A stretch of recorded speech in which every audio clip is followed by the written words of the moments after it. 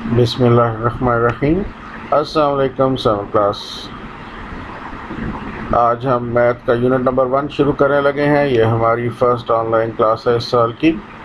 इसमें हम पढ़ेंगे सेट्स के बारे में। तो भाई सेट क्या होता है, सेट को लिखने का तरीका क्या होता है, सेट के एलिमेंट्स और एम्प्टी सेट, ये सब चीज़ें आप पहले भी देख चुके हैं।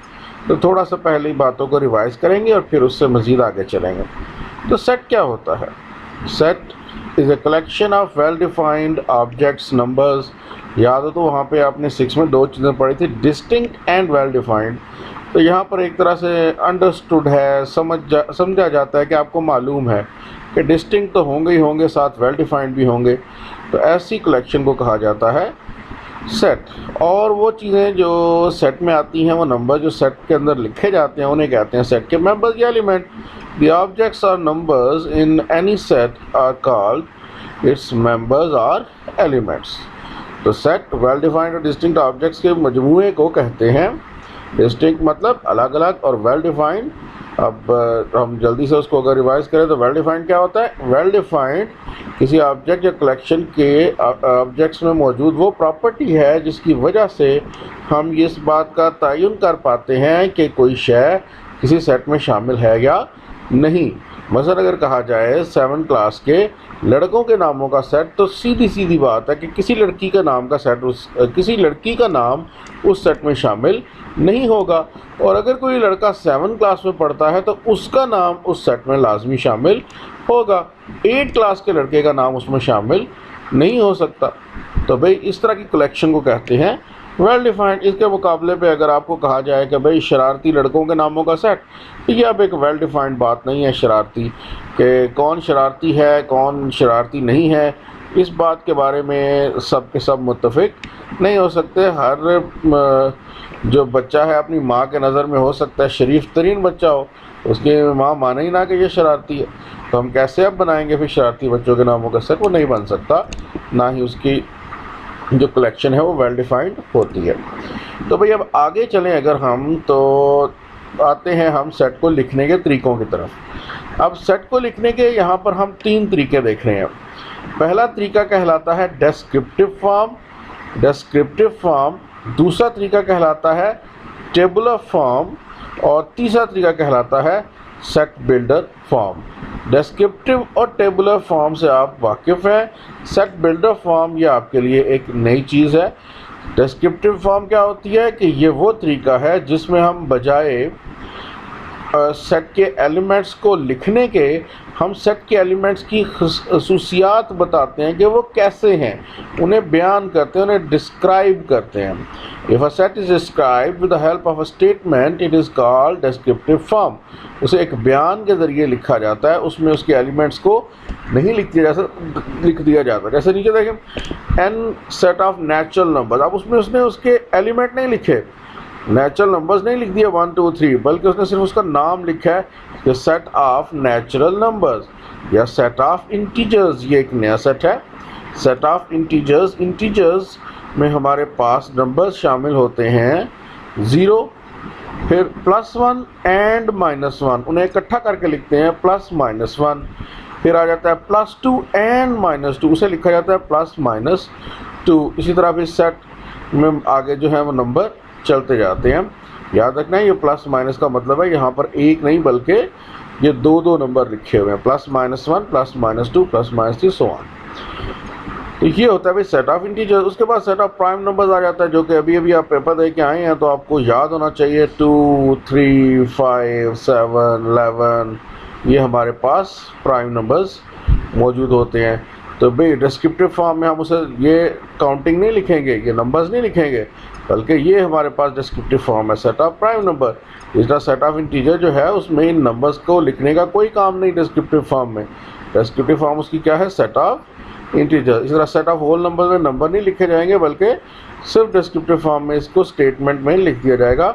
इसी तरह से set of solar month starts with letter J से शुरू होने वाले महीनों के नामों का सेट। अब इसमें हम जुलाई, जून ये नहीं लिखेंगे हम, बल्कि उसकी स्टेटमेंट लिखेंगे सिर्फ। तो भाई स्टेटमेंट, बयान के ज़रिए किसी सेट को लिखने का अमल डिस्क्रिप्टिव फॉर्म कहलाता है। इसमें हम सेट को लिखने की बजाय एक्चुअल में उसके जो एलिमेंट्स की खासियत है वो बताते हैं। मसलन पहले 5 नेचुरल नंबर्स का सेट, अब ये एक डिस्क्रिप्टिव तरीका है सेट को बताने का। इसमें पहले 5 नेचुरल नंबर शामिल होंगे। कुछ इंपॉर्टेंट सेट्स आपको जो याद होने चाहिए पहले से, एक दफ़ा उनको जल्दी से रिवाइज कर लें। नेचुरल नंबर्स जो जिसको हम सेट ऑफ काउंटिंग भी कहते थे, 1 2 3 4 5 6 so on. Set of whole number जिसमें काउंटिंग के साथ ज़ीरो का इजाफा हो जाता है, 0 1 2 3 and so on. Even number, अब आपको शायद याद हो तो मैंने आपको कहा था जब आपने इवन नंबर पढ़े थे ना 2 4 6 कि कुछ और इवन नंबर भी होते हैं, पर हम वो आगे चल के अगली क्लास में पढ़ेंगे। तो भाई ये है इवन नंबर की असल शक्ल। इवन नंबर में 0 आता है, 0 के बाद 2 भी आता है और -2 भी आता है, +4 भी आता है और -4 भी आता है, +6 भी है और -6 भी है। ये सारे नंबर जो हैं वो इवन कहलाते हैं। 0 +-2 +-4 +-6 एंड सो ऑन। इसी तरह ऑड नंबर आपने 6 में 1 3 5 7 9 पढ़े थे। तो असल में जो ऑड नंबर हैं वो प्लस भी होते हैं और माइनस के भी होते हैं, पॉजिटिव नेगेटिव दोनों होते हैं। तो ऑड नंबर्स का सेट बनता है +-1 +-3 +-5 सो ऑन। और फिर इन दोनों नंबर्स को, इवन और ऑड को इकट्ठा कर लिया जाए तो हमें ये वाला सेट हासिल हो जाता है। इसमें सारे नंबर हैं, इसमें काउंटिंग वाले भी हैं, इसमें होल नंबर भी हैं, इवन भी हैं और ऑड भी हैं और प्राइम भी हैं। ये सेट कहलाता है सेट ऑफ इंटीजर्स, जो कि 0 +-1 +-2 +-3 एंड सो ऑन पर मुश्तमिल होता है। और लास्टली प्राइम नंबर, याद तो होगा ही आपको, वो नंबर जिनके सिर्फ और सिर्फ 2 फैक्टर होते हैं, मतलब जो 1 और अपने आप के अलावा किसी और से डिवाइड नहीं होते। ये नंबर हमारे पास हैं prime numbers. Table of form इसको हम कल देखेंगे। उससे पहले आप जो है ना ये जिस इम्पॉर्टेंट सिंबल्स हैं इनको याद कर लें, क्योंकि आज जो हमने क्वेश्चन करने हैं उनमें हमें इन सिंबल्स का भी वास्ता पड़ेगा। ये जो सीधी खड़ी लाइन है इसको कहा जाता है सच दैट। सच दैट आप देख सकते हो, ये सीधी खड़ी हुई जो लाइन आपको नज़र आ रही है ये सच दैट है, ये सच दैट। उसके नीचे ये जो आपको निशान नज़र आ रहा है ये एंड के लिए इस्तेमाल किया जाता है, एंड। उसके बाद ग्रेटर वाली जो लाइन है उसके नीचे अगर एक इक्वल लगा दिया, ग्रेटर के नीचे अगर इक्वल लगा दिया जाए, इक्वल का एक पार्ट, तो ये बन जाता है ग्रेटर देन और इक्वल टू। इसी तरह लेस के साइन के नीचे अगर एक लाइन लगा दी जाए इक्वल वाली, तो ये लेस देन और इक्वल टू के उससे छोटे भी और उसके बराबर भी शामिल है। और बिलोंग्स टू और जो आर है वो दूसरी तरफ आपको नज़र आ रहा होगा। बिलोंग्स टू जो है ये हमारे पास यहाँ पर है सिंबल इसकी, जो कुछ ई की तरह मिलती जुलती है, पर आप इसको डालने के लिए पहले सी लिखा करो और फिर सी में एक लाइन लगा दिया करो। इस तरह से इसको मत लिखा करो। अच्छा, बिलोंग्स टू के बाद है आर। ये एंड के ही सिंबल को उल्टा कर दिया जाए तो आर का सिंबल बन जाता है। इन सिंबल्स को इस्तेमाल करते हुए हमने जो भी तीसरी शक्ल पढ़नी है ना असल में, उसको लिखा जाता है जिसे हम सेट बिल्डर फॉर्म कहते हैं। तो आए अब हम कुछ क्वेश्चंस कर लेते हैं। एक्सरसाइज 1.1 का क्वेश्चन नंबर 1 करने लगे हैं। उसके 2 पार्ट हैं पहले आपके सामने, ए और बी। ए में अगर आप देखो तो लिखा हुआ नज़र आ रहा है AEIOU। तो भाई ए इसको हमने स्टेटमेंट की शक्ल में लिखना है। कैसे लिखेंगे? सिंपल सी बात, ये AEIOU क्या हैं? सबको मालूम होगा ये वावल्स हैं, ये इंग्लिश के वावल्स हैं। तो बस भाई यही लिख रहा है हमने। A is equal to set of vowel letters of English alphabets, या सेट ऑफ वॉवल लेटर्स, इतना भी काफ़ी है। अब दूसरी तरफ हमारे पास है बी। बी क्या है? बी को अगर देखो अगर आप, तो बी सेट हमारे पास है 3 6 9 12। 3 का टेबल, ये जो टेबल होते हैं ना इनको मल्टीपल्स कहते हैं। तो ये क्या है? ये 3 के मल्टीपल्स हैं। तो इसको लिखेंगे सेट ऑफ मल्टीपल्स ऑफ 3। 3 के मल्टीपल्स का सेट। कुछ और क्वेश्चन देखते हैं। सी और डी है। सी में अगर आप देखो तो आपको ये जो लेटर्स लिखे हुए हैं ना SPRING, इसे देखो तो एक वर्ड बनता है जिसे कहते हैं स्प्रिंग। तो ये दरअसल स्प्रिंग वर्ड के लेटर्स का सेट है। तो इसको क्या लिखा जाएगा? C is equal to set of या the set of letters of word spring। Spring के लेटर्स का सेट। उसके नीचे हम डी को लिखते हैं। डी हमारे पास क्या है भाई? ABC और फिर जाकर Z।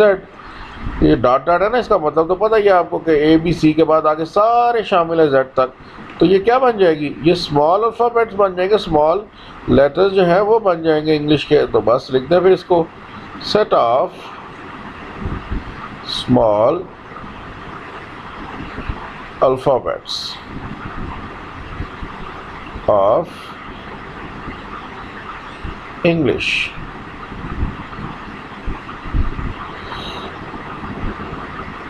नेक्स्ट देखते हैं एक्सेप्ट ई।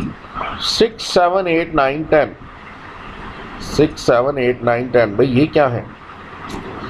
ये हमारे पास सेट है जो कि 6 से लेकर 10 तक के नंबर्स। तो मुझमें 6 7 8 9 10 कौन से सेट में आते हैं? ये होल नंबर में भी आते हैं, ये नेचुरल नंबर में भी आते हैं। तो हम इनको लिख सकते हैं set of natural numbers from 6 to 10। ये हम लिख सकते हैं, या हम ये लिख सकते हैं set of whole numbers from 6 to 10। ये भी लिख सकते हैं set of natural numbers between 5 and 11, क्योंकि ये 5 और 11 के बीच में है। तो जिस तरह भी आप इनमें से समझो, दुरुस्त समझो, आप लिख सकते हो, सब ठीक है। सेट ऑफ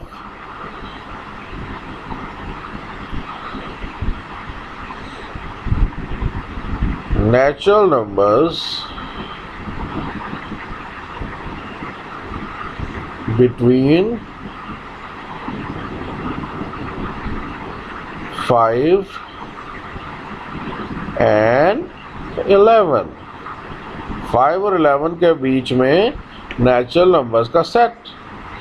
या यूँ भी कह सकते हो कि 5 से बड़े और 11 से छोटे नेचुरल नंबर्स का सेट। सब तरीकों से ठीक होगा, बस आपने नंबर्स नहीं लिखने, नंबर्स बताने हैं कि कौन से हैं।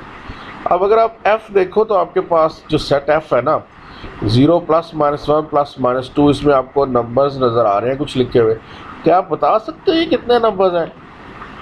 अच्छा, जिनका ख्याल है ना ये 3 नंबर्स हैं, उनका ख्याल गलत है। मैंने आपको बताया था ना प्लस माइनस दरअसल 2 नंबर्स बन जाते हैं। तो ये दरअसल क्या नंबर्स हैं? 0 है, फिर +1 और -1 2 नंबर है, फिर +2 और -2 ये भी 2 नंबर है आपके पास। तो दरअसल जो F सेट है ना, ये आपका इन नंबर्स पर मुश्तमिल है। ये 5 एलिमेंट्स का सेट है। अगर मैं इसको तरतीब से लिखूँ ना सबसे छोटे से बड़े, तो पहले इसमें -2 आएगा, फिर -2 से बड़ा नंबर आएगा -1, फिर -1 से बड़ा 0, फिर +1 और फिर +2। तो दरअसल F सेट को अगर हम सीधा करके लिखें, तरतीब से लिखें, तो वो ये सेट लिखा हुआ है। अब आप ये देख सकते हो कि ये सेट जो है कहाँ से कहाँ तक के नंबर्स पर मुश्तमिल है। सबसे छोटा नंबर -2 है और सबसे बड़ा नंबर +2 है। तो इसको हम लिखना चाहें तो लिख सकते हैं F क्या है? द सेट ऑफ, ये अब कौन से सेट के मेंबर्स हैं? 0 +, -1 +, -2। अभी पीछे मैंने बताया था आपको कि ये सेट ऑफ इंटीजर्स होता है, जो आगे इस तरह से चलता रहता है। तो ये सेट ऑफ इंटीजर्स के मेंबर हैं। Set of integers from -2 to +2, -2 से लेकर +2 तक इंटीजर्स का सेट। वो भी कर सकते हो आप बिटवीन -3 and +3, वो भी ठीक होगा। उस तरह से भी आपका आंसर बिल्कुल ठीक होगा। बस इसको हमने सारे एलिमेंट्स को नहीं लिखना, बल्कि उसकी कोई प्रॉपर्टी बयान करनी है। और आखिरी 2 क्वेश्चन जो हैं ये देखो अगर आप, तो ये जिस तरह लिखे हुए हैं हो सकता है आप कहोगे ये कौन सी ज़ुबान है। तो भाई इसी के लिए हमने वो इलामात जो है पढ़ी थी। आपको याद हो तो ये जो डंडी है इसे पढ़ते हैं सच दैट, ये जो सिंबल है ई की तरह की, ये एलिमेंट, ये एंड, और ये तो सबको पता होना चाहिए लेस। अब ज़रा इसको पढ़ने की कोशिश करें जी को। आपने अगर इसको पढ़ लिया ना तो आप इसको लिख भी लेंगे। एक्स मुराद होती है एलिमेंट्स इसके जो होंगे जी के एलिमेंट्स, एक्स यानी जी के एलिमेंट्स सच दैट ऐसे होंगे कि एक्स बिलोंग करेगा एन को। इस बात का मतलब ये हुआ कि जी के एलिमेंट ऐसे हैं जो कि मेंबर हैं किसके, नेचुरल नंबर्स के। तो जी के एलिमेंट्स किसके मेंबर हैं, नेचुरल नंबर के। तो हम कह सकते हैं जी के elements set of natural numbers ही है। आगे एक शर्त आ रही है एंड और x इज लेस देन 3, मतलब जो x बता ना क्या था, x था g के मेंबर, तो g के मेंबर 3 से छोटे होंगे। अब ज़रा दोनों बातों को इकट्ठा करो। पहली बात क्या थी कि g के मेंबर किस सेट में से आ रहे हैं, नेचुरल नंबर में से, और दूसरी बात g के मेंबर 3 से छोटे होंगे। तो दोनों बातों को मिलाएं तो आपके पास क्या हासिल होगा, the set of natural numbers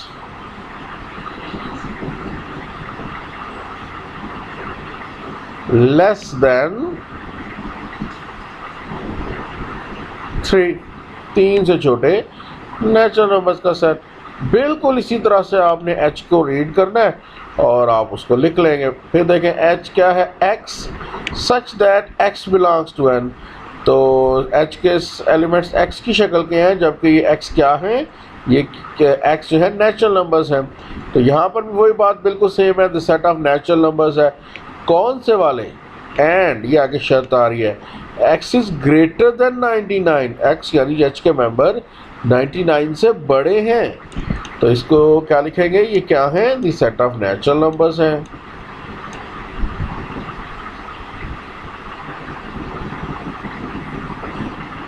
और अब की बार लेस नहीं है बल्कि ग्रेटर देन